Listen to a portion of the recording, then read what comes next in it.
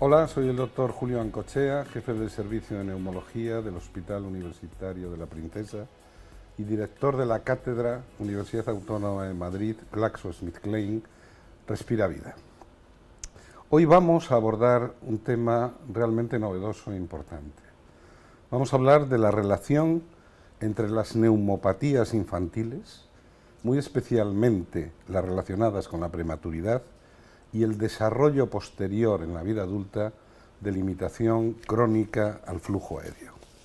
Cuando uno revisa la literatura científica, hay una serie de cuestiones que nos llaman la atención. En primer lugar, parece necesario conocer el impacto de la prematuridad en la función pulmonar del futuro adulto y los posibles beneficios de actuar de forma precoz sobre esta población de riesgo. Un segundo punto sería que los recién nacidos prematuros y sobre todo aquellos que tienen displasia broncopulmonar tienen más riesgo de presentar episodios de sibilancias de repetición y mayor riesgo de asma u obstrucción crónica al flujo aéreo. De hecho, el asma en su evolución puede condicionar la aparición de POC en la vida adulta. Otro aspecto interesante son las infecciones respiratorias en lactantes sanos por virus respiratorio sincitial y por rinovirus, y muy especialmente por virus respiratorio sincitial en las poblaciones de riesgo como son los prematuros. De hecho, hablamos a menudo de POC en estos videoblogs. Gold 2017, en su definición y análisis de los factores etiológicos, pone énfasis no solo en el tabaco, principal factor etiológico, y en la exposición a otras sustancias y otras circunstancias, sino también en la gran importancia del crecimiento pulmonar, del desarrollo pulmonar futuro. Bueno, es un tema, insisto, relevante que queremos abordar esta mañana. Y para ello, hoy tenemos la enorme suerte de contar con nosotros con el profesor Manuel Sánchez Luna. Manuel es jefe del Servicio de Neonatología del Hospital General Universitario Gregorio Marañón. Manuel es académico de número de la Academia Internacional de Medicina Perinatal. Es el presidente de la Unión Europea de Sociedades de Neonatología y Medicina Perinatal. Preside la Comisión de Estándares de la Sociedad Española de Neonatología. Además, Manuel Sánchez Luna dirige el Grupo Español de Investigación en Displasia Broncopulmonar. Luego hablaremos de este registro, del registro HEIDIS. Tiene una intensa actividad investigadora y un currículum magnífico. Ha recibido numerosos premios. Recuerdo que el año pasado fuiste médico del año y también el año pasado, ya veremos este año, recibiste la medalla al mérito en el trabajo. Y luego, como coordinador científico de la Estrategia Nacional de POC, me cabe la satisfacción de que en una enfermedad de la cuarta, quinta, sexta, séptima décadas de la vida, contar con un neonatólogo como experto en este comité científico. A lo largo de esta conversación se darán ustedes cuenta del porqué de esta circunstancia. Manuel, muchas gracias. Gracias por estar aquí.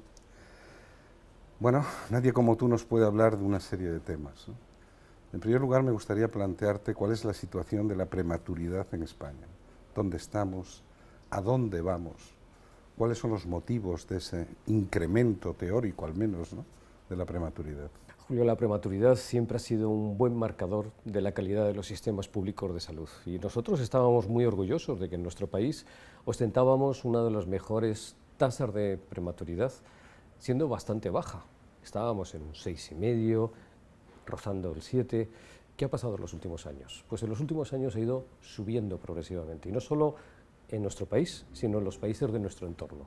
En toda la Unión Europea estamos asistiendo a un incremento progresivo de la tasa de prematuridad, y esto se debe a muchos factores, no solamente uno, pero quizá el más importante sería el envejecimiento progresivo de las madres que llegan a la gestación. Fíjate que en Europa, España e Italia somos los dos países que tenemos la mayor edad media de las madres que llegan a la gestación. Estamos por encima de los 32 años y en la Comunidad de Madrid hemos superado ya los 33. Hay una relación directa entre la prematuridad y la edad de las madres. Pero es que además, la edad de las madres se asocia también a las técnicas de reproducción asistida, que todos sabemos que ya de por sí estas técnicas aumentan el riesgo de prematuridad. Por las propias técnicas, porque la pareja que llega a una técnica de reproducción asistida tiene un problema de fertilidad, no lo podemos olvidar, y eso se relaciona con mayor riesgo de prematuridad, pero es que además hay mayor riesgo de prematuridad por la mayor tasa de gemelaridad que tienen estos embarazos. Por lo tanto, se ha juntado prácticamente todo. Y luego también muchos factores sociales que no se nos pueden olvidar, porque realmente si la madre llega más tarde a la gestación, muchas veces es porque no está protegida suficientemente la gestación desde el punto de vista social, desde el punto de vista laboral y desde el punto de vista, vamos a llamarlo en general, de la propia familia. Cuesta mucho trabajo sacar una gestación adelante en las condiciones laborales en las que está padeciendo nuestro país en los últimos años. Y por eso probablemente toda la franja sur de Europa se está resintiendo mucho más con un aumento de la tasa de prematuridad que el resto de los países donde la gestación está más protegida y de alguna manera está más cuidada desde el punto de vista social y desde el punto de vista administrativo. Dime, ¿cuáles son las consecuencias de esta prematuridad? La morbilidad asociada a la prematuridad, con especial énfasis en la insuficiencia respiratoria. Bueno, las consecuencias son múltiples y ahí hay que distinguir claramente que no es lo mismo nacer un poco prematuro que muy prematuro. Ahí vamos a distinguir aquellos niños que nacen en lo que llamamos el límite de la viabilidad, pasada la 22 semanas de gestación y alcanzando la 26. Ahí se centran la gran mayoría de los problemas que vamos a considerar graves a medio y largo plazo, y especialmente sensibles los problemas de la vía aérea. Nacer en esa época hace que la vía aérea esté absolutamente inmadura. Y el momento del nacimiento va a provocar que esa vía aérea no vaya a crecer y se detenga el desarrollo. Se detiene en una fase muy precoz del desarrollo embrionario y hace que esa vía aérea sea totalmente distinta a la vía aérea de un niño que nació a término. Eso va a hacer que aun en su crecimiento postnatal, ese crecimiento va a condicionar una función pulmonar alterada y una función pulmonar que hoy sabemos que independientemente de que los niños muy prematuros hayan tenido enfermedad en la época aguda después del nacimiento, esa función pulmonar va a estar limitada a medio y largo plazo. Tenemos estudios ya de seguimiento de niños que nacieron muy prematuros y ahora son adultos, donde se ve que la capacidad funcional del pulmón está limitada. Tienen patología obstructiva de la vía aérea y tienen disminución del intercambio gaseoso y hasta el volumen pulmonar también es distinto. Por lo tanto, la condición de haber nacido muy inmaduro, hoy sabemos que puede provocar una limitación de la función pulmonar posteriormente. Manuel, ¿cuál es el nuevo concepto de displasia broncopulmonar? La displasia broncopulmonar es una enfermedad que, como su nombre indica, tiene su origen en un desarrollo displásico de la vía aérea y del pulmón. Es una enfermedad que conocemos desde finales de los años 60, pero que cuando fue descrita por Norway era una enfermedad que se relacionaba más con el tratamiento de la insuficiencia respiratoria del prematuro, aquellos prematuros que sobrevivían a finales de los años 60, 70, con lesión y destrucción del parénquima respiratorio por la propia ventilación mecánica, por el oxígeno, etcétera, etcétera. Bien, esta antigua displasia broncopulmonar no la vemos hoy. A mí me gusta más llamarla, en lugar de antigua, traumática, porque realmente es una enfermedad que se relacionaba con el trauma del tratamiento sobre el pulmón. ¿Qué es lo que vemos ahora? Bien, ahora vemos otra enfermedad totalmente distinta, porque tenemos tratamientos muy eficaces del distrés respiratorio. Los niños sobreviven cuando son mucho más inmaduros y nacen en una época muy precoz del desarrollo. Hacemos menos trauma nosotros. Por lo tanto, ahora lo que estamos viendo ya no es una enfermedad traumática, sino una enfermedad relacionada con la inmadurez de la vía aérea. Son niños que nacen muy inmaduros, que su pulmón no se ha desarrollado, que ha crecido poco, que está creciendo de una manera distinta y que va a tener una limitación en la función pulmonar. A esta nueva displasia broncopulmonar la vamos a relacionar claramente con lo que llamamos el nuevo proceso respiratorio de los jóvenes que luego se hacen adultos. Por lo tanto, es una enfermedad evolutiva, es una enfermedad que tiene mucho que ver con la falta de desarrollo de la vía aérea y que tiene mucho que ver además con procesos intercurrentes. Por ejemplo, hoy sabemos que esta enfermedad tiene probablemente su base genética, aunque todavía no la conocemos, probablemente en algunos casos se ha iniciado antes del nacimiento. Tiene mucho que ver con la reacción inflamatoria fetal intrauterina, con la reacción inflamatoria después y durante el proceso de la adaptación del nacimiento y desde luego en los primeros meses después del nacimiento. Pero también tiene mucho que ver con problemas nutricionales, y con el propio desarrollo del niño. Por lo tanto, es una enfermedad que afecta fundamentalmente al pulmón, y a mí me gusta decir que la displasia broncopulmonar es una enfermedad global del prematuro con un refuerzo o con un, vamos a llamarle, énfasis muy especial en la función pulmonar. Cada vez sabemos más, ¿no? Pero todavía quedan muchos interrogantes. Una de las características de Manuel Sánchez Luna es que es un líder, ¿no? El liderazgo y el compromiso. El liderazgo no se otorga, se conquista, y tú eres un conquistador de ese liderazgo, y cuando hablamos de compromiso hablamos de una obligación contraída, palabra dada. Y ese liderazgo y ese compromiso tú lo demuestras dirigiendo un registro modélico, un registro que es el registro HEIDIS.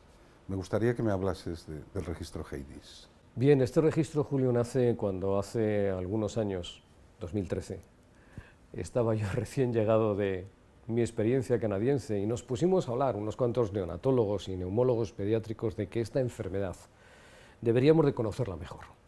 Deberíamos de conocerla mejor en el sentido de tener una buena definición homogénea en todos nuestros hospitales, identificar los casos y seguirlos hasta la edad adulta. ¿Para qué?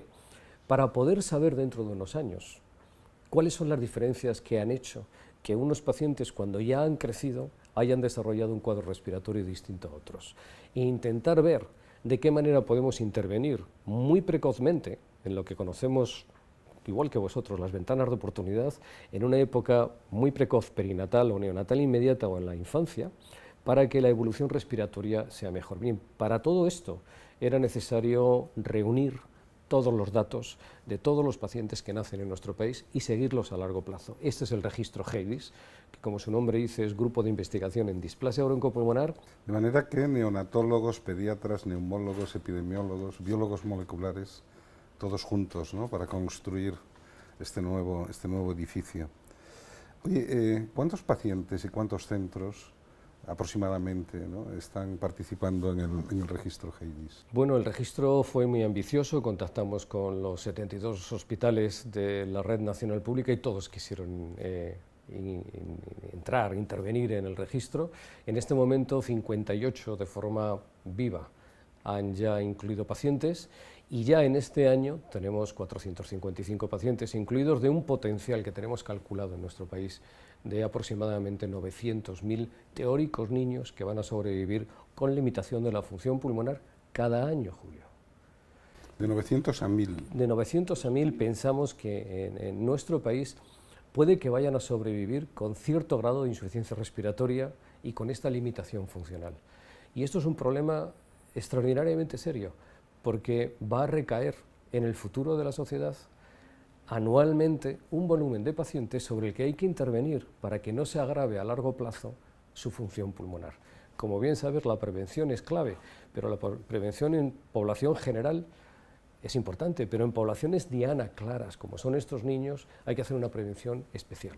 Como novedad, vamos a intentar este año tener ya nuestro banco de células para hacer el seguimiento a muy largo plazo de marcadores genéticos, marcadores biomoleculares que nos pueden de alguna manera ayudar y que os van a ayudar a vosotros, como neumólogos de adultos, a mirar retrospectivamente cómo eran las características de estos pacientes cuando eran pequeños para poder intervenir de forma precoz. A todo ese equipo multidisciplinar de investigadores que gira en torno a líderes, ¿no?, como Manuel Sánchez Luna, obviamente debe unirse la administración sanitaria. Yo creo que esto es un reto también, ¿no?, para las comunidades autónomas, para la administración central, el apostar, ¿no?, por la investigación en este tipo de temas. Realmente es importante realizar planes de colaboración a medio y largo plazo que involucren a investigadores de la salud, tanto neonatal como pediátrico, con investigadores en neumología de adultos, epidemiólogos y otras disciplinas, para poder desarrollar un plan de acciones de investigación e intervención en salud a medio y largo plazo. Esto nos dará la evidencia suficiente, como dices tú, en nuestro medio, sobre el impacto de la salud infantil en las enfermedades evolutivas respiratorias de la vida adulta. Muchas gracias, Manuel. Gracias a ti, Julio.